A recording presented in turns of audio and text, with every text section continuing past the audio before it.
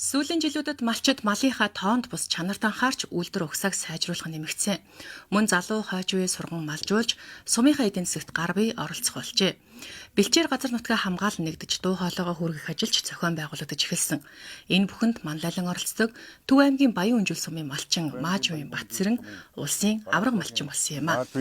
Би одоо мал маллаад 35 жил мал маллаж байна. 250 толгой малтай айл болж байсан. 99 айл мал өдөө хөлтөр мал маллаа. Гэж юм да. Тэрэнд бас байлгүй явах. Тэр чинь одоо малын сайжруулж одоо ян дэлдээс хурцхан банах тавьж байна.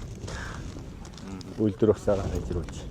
Тэрээр уламжлалт арга туршлага хадгалан үлдэж бэлчээрийн мал аж ахуйг хайрлан хамгаалж малын хорогдолгүй өвлийн хатууг давсаар иржээ. Төв аймгийн Баян Үнжил сумын Бараат багийн малчин Маажвын Батцэрэн танд үндэсний баялаг болсон мал аж ахуйгаа тогтвортой эрхлэн эх орныхон эдийн засаг нийгмийн хөгжилд үнэтэй хувь нэмэр оруулсан бүтээч хөдөлмөрийг тань өндөрөөр үнэлж улсын авраг малчнаар шалгаруулан өргөмжлөв. Залуу малчид ховордож байгаа энэ цаг үед малчдыг бодлогоор тэднийг дэмжиж урамшуулах нь чухал.